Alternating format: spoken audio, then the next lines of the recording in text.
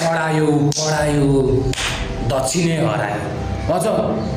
ढ्याङ्ग्रो ठोट्यायो साले मेरै गर्लफ्रेन्डलाई पट्यायो हाँस्छस् हाँस मान्छेको यहाँ कम्पाल काट्छ यदि त्यसलाई मैले फेरि भेटाएँ भने नि मुला काटे जस्तो काटिदिन्छु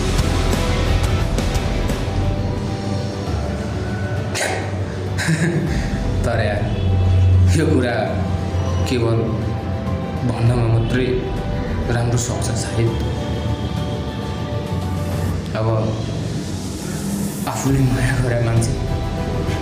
आफूले मन पराएको मान्छे अब उसकै श्रीमानलाई काटेपछि त सेतो साडीमा फेरि म आफै हेर्न सक्दिनँ तर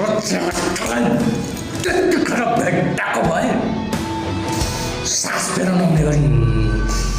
थपाइदिने त्यो दिमागबाट रिस तातेर काट्नु त्यो झाडो अझै हाँसिरहेछ हाँस तपाईँ त जात्रा भइरहेछ आइनु हो जात्रा घरि गाउँ मेरो यही गाउँमा हेरेर हाँसिरहेको यत्रो हेरेर साथीको कुरा बुझ्नु पर्दैन गई जाओस्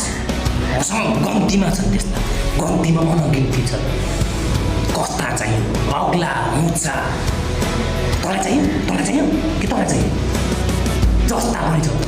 फेरि यो कमी छ मसँग लैजाओस् एउटा दान भयो बिगारीलाई